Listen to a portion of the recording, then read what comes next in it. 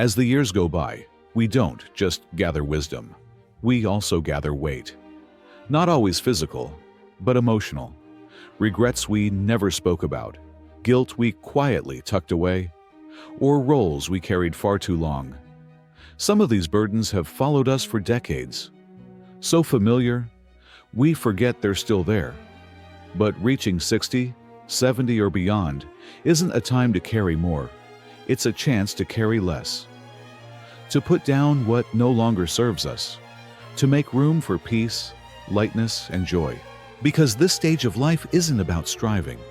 It's about settling into yourself, fully, gently, authentically. Why letting go matters more. As we age, many people think aging means holding tighter onto tradition, pride, control, or identity.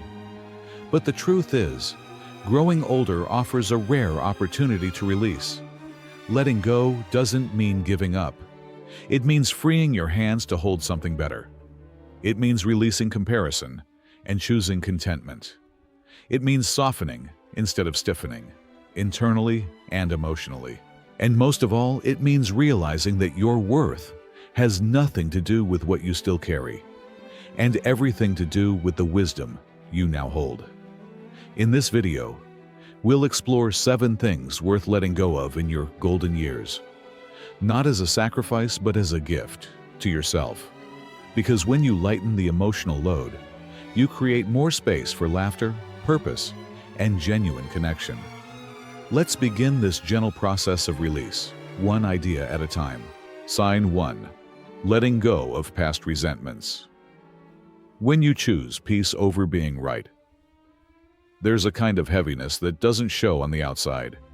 It doesn't bend your shoulders or slow your steps, but it weighs on your spirit. It's the weight of old hurts, old disappointments, the kind of bitterness we carry for so long. It becomes a part of us without us even realizing. James, a 67-year-old from Ohio, once told me he hadn't spoken to his brother in more than 30 years. The two had a falling out when they were in their 30s. Something about money, misunderstandings, pride. You know how these things go.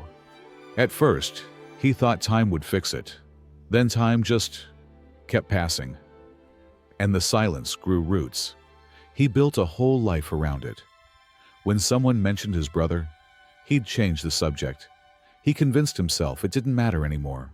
But when he had a health scare, a real one that landed him in the hospital, he told me, all I could think about was how much time I'd wasted being angry. That's the thing.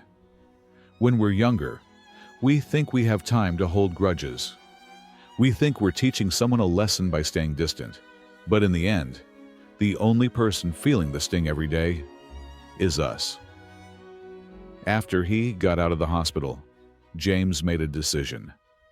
Not because his brother had apologized, not because the pain had magically gone away, but because he wanted peace more than he wanted to be right. He picked up the phone and called. Their first conversation was awkward, a little stiff, but it was real. And now, they talk every Sunday. Not about the past, just about life. The weather, baseball, grandkids.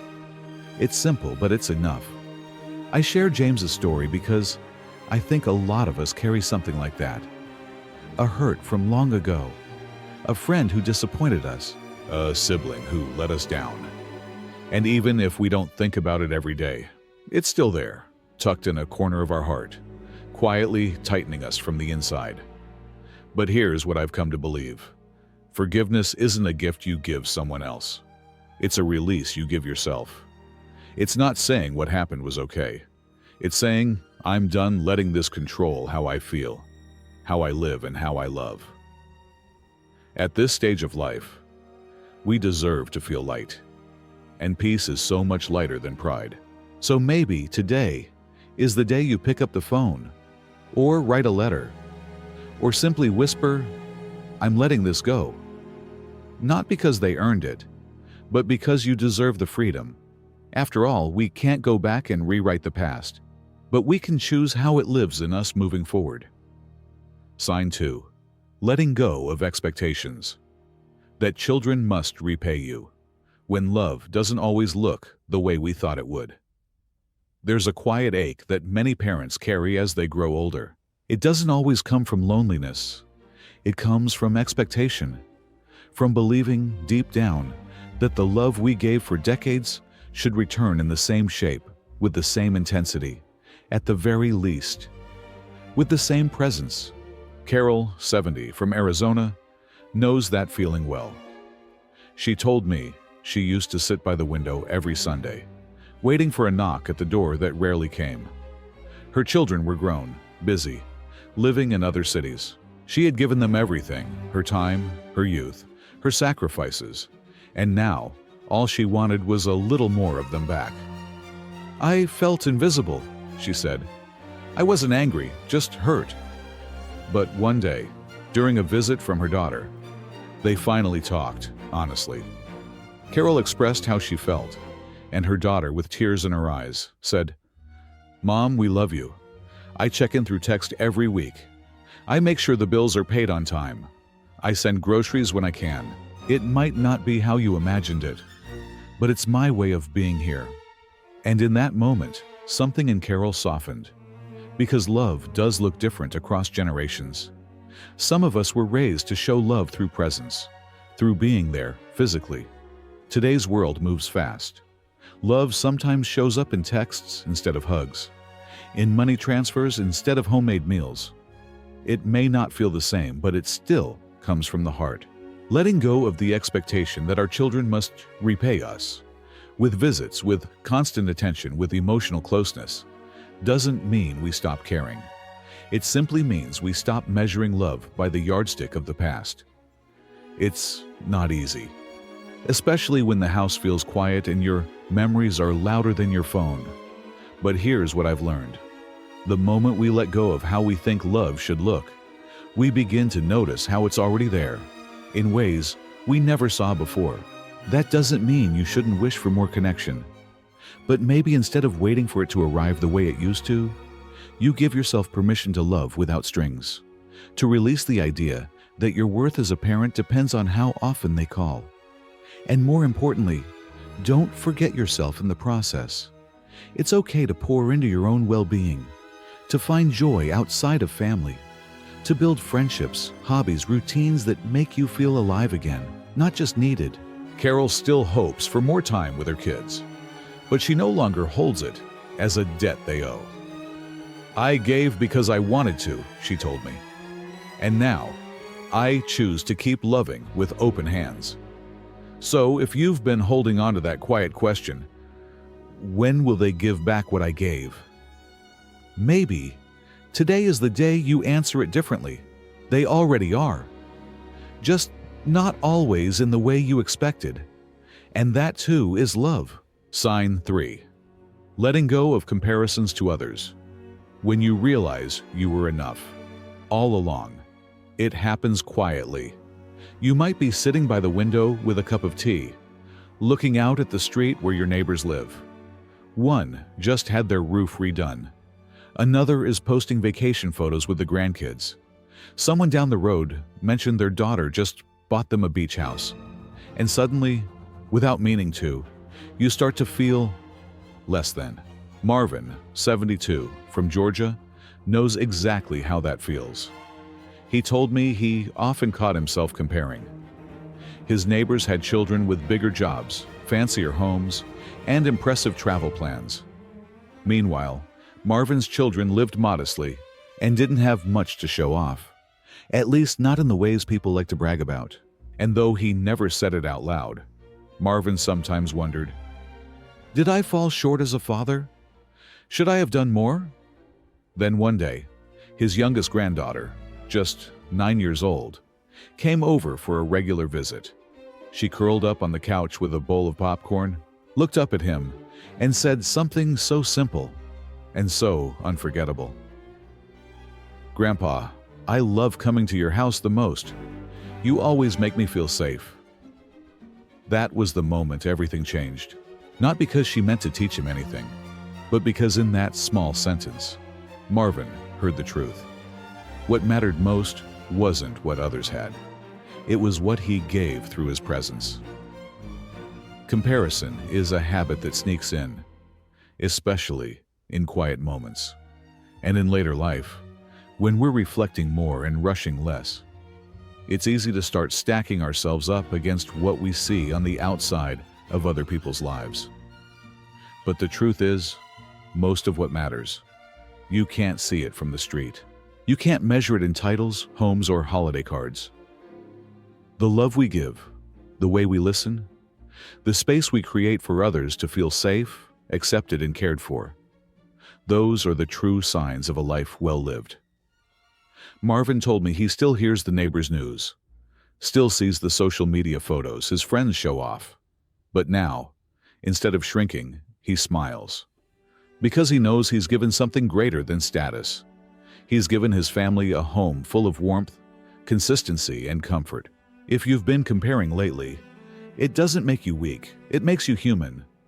But it might also be time to remind yourself of all the things you have that money can't buy. Trust, laughter, shared meals, old memories, and deep connection. Because contentment, it's not flashy. It doesn't need to be. It just needs to be true. Sign 4. Letting go of feeling useless after retirement. Because purpose doesn't retire when you do. There's a quiet shift that happens after retirement. At first, it feels like freedom. No alarm clocks, no deadlines, no rush. But for many, that wide open space can start to feel a little too quiet. The calendar empties, the phone rings less, and slowly, a voice creeps in. What am I even useful for now? Maria, 68, from New York, felt that silence deeply.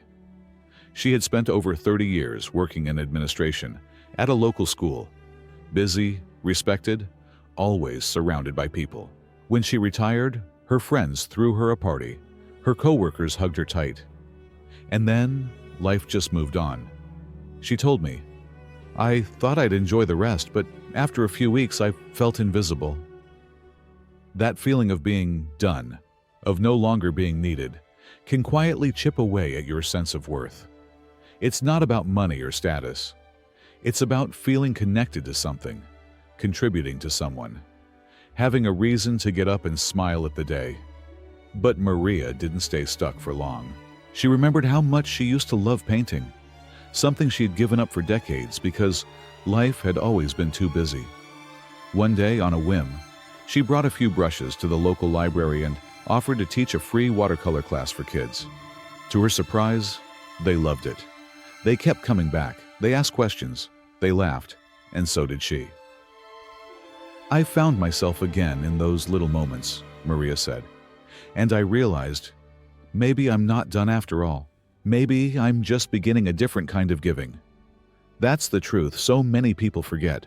Retirement ends a job, not your value. You still have wisdom, still have stories, still have patience, skills, kindness, and humor that someone out there needs. This stage of life can be one of the most impactful, creative, and joy-filled chapters. If you allow yourself to shift from doing to being, from pressure to purpose. It doesn't have to be big.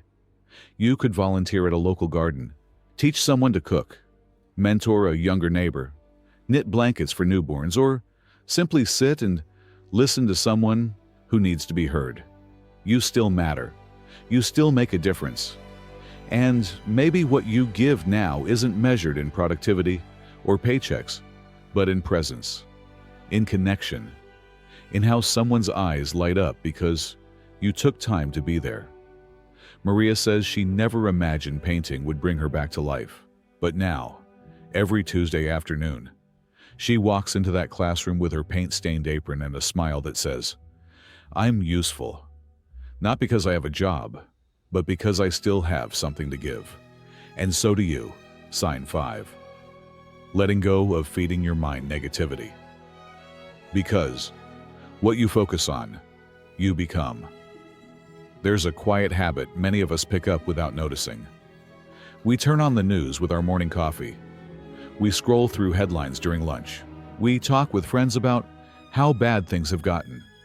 Little by little, we start to carry the weight of a world we can't control. And it begins to shape how we feel. About others, about life, and even about ourselves. Bob, 74, from Minnesota, realized this one afternoon when his daughter stopped by and said gently, "Dad, you've been grumbling about the news for the last hour. Do you ever take a break from it?" He laughed it off at first, but that question lingered. Bob had always been sharp, informed, someone who liked knowing what was going on. But lately, his days had been filled with worry, frustration, and bitterness. He felt tense, tired, even a little hopeless, and he hadn't connected the dots. So he tried something different. For 1 week, he turned off the 24-hour news cycle. No morning broadcasts, no late-night headlines. Instead, he picked up a book his granddaughter had given him, a simple, uplifting story about kindness and second chances. He listened to music while making breakfast. He went outside more. He even called an old friend just to catch up. By the end of the week, he noticed something surprising. He felt lighter. Not because the world had changed, Bob said, but because I stopped carrying every problem on my shoulders. It's easy to forget that what we feed our minds matters just as much as what we feed our bodies. Negative thoughts are like junk food, easy to consume, hard to digest, and heavy on the soul.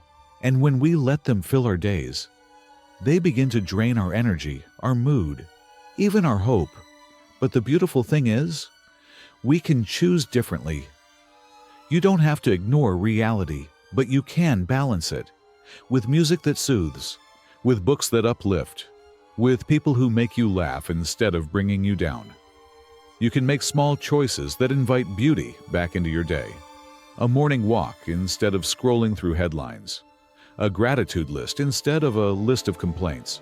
A conversation about dreams and memories, not just aches and worries. Bob still watches the news, just less. And now when something troubles him, he asks himself, is this something I can change, or something I need to let go of? He says his world hasn't changed all that much, but his inner world has. And that's made all the difference.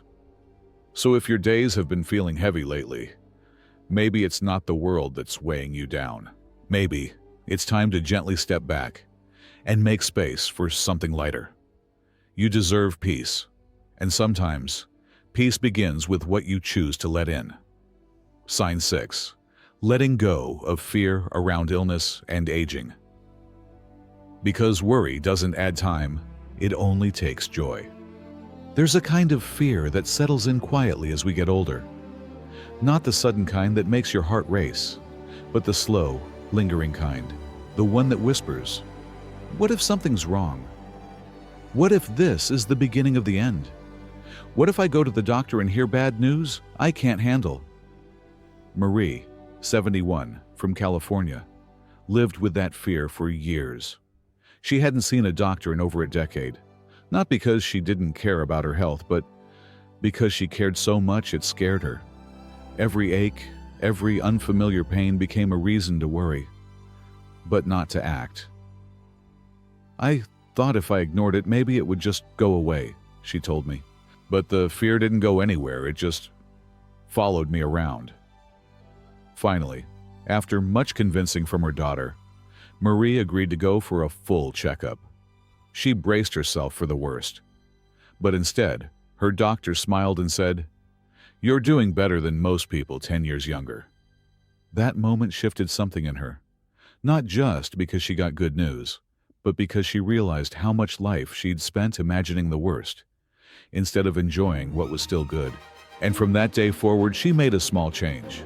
She started walking every morning, not out of fear, but out of joy. Not to fight aging, but to feel more alive while she still could. Here's the truth we don't say out loud often enough. Fear doesn't stop illness. It doesn't prevent aging. It doesn't keep anything bad from happening. It only robs us of the peace we have today. Of course, it's natural to worry, but letting fear sit in the driver's seat only takes us further from the present moment, the one where we can still walk, still laugh, still breathe, still choose. Sometimes facing what we're afraid of, be it a doctor's visit, a diagnosis, or simply the passage of time, doesn't bring doom. It brings clarity. It brings relief. And more often than not, it brings strength, because we are stronger than we think. And aging, it's not a curse. It's a chapter, one we can still fill with movement, creativity, tenderness, and light. Marie says she still gets nervous before appointments, but now she goes anyway. And when she walks her neighborhood each morning, she smiles. "I'm not afraid of what's next," she says. "I'm just happy I get to be here today." So if you've been holding on to quiet fear about your body, your future, or your health, maybe today is the day you stop letting it hold you back. You might find that what you were so afraid of wasn't nearly as heavy as the fear itself. And what's on the other side of fear? Possibility, freedom, and a life still worth living. One joyful, brave step at a time. There comes a time in life, often after 60, when we realize that what we truly need isn't more. Not more stuff, not more opinions, not even more achievements. What we need is more space. Space to breathe, to feel light, to move through our days without the old weight on our backs. Letting go doesn't mean you've failed. It doesn't mean you've stopped caring. It means you're wise enough to know what no longer belongs in the home of your heart. Maybe it's a resentment you've carried too long. Maybe it's the pressure to be who you once were. Maybe it's fear of aging, of slowing down, of being alone. Whatever it is, the beautiful truth is, you don't have to carry it anymore. Because the moment we choose to release something heavy is often the moment we finally begin to live with lightness. So today, just start small. Write down one thing, just one, that you're ready to let go of. Maybe it's a worry you've rehearsed too many times. Maybe it's a judgment you've held against yourself. Maybe it's simply the thought that you're too old to change. You're not. And if this message has touched something inside you, I invite you to share it in the comments.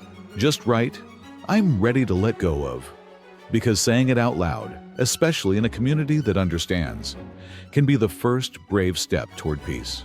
You don't need to carry everything with you into this next chapter. You get to choose. And maybe, just maybe, what's waiting on the other side of letting go is the version of you who feels free again.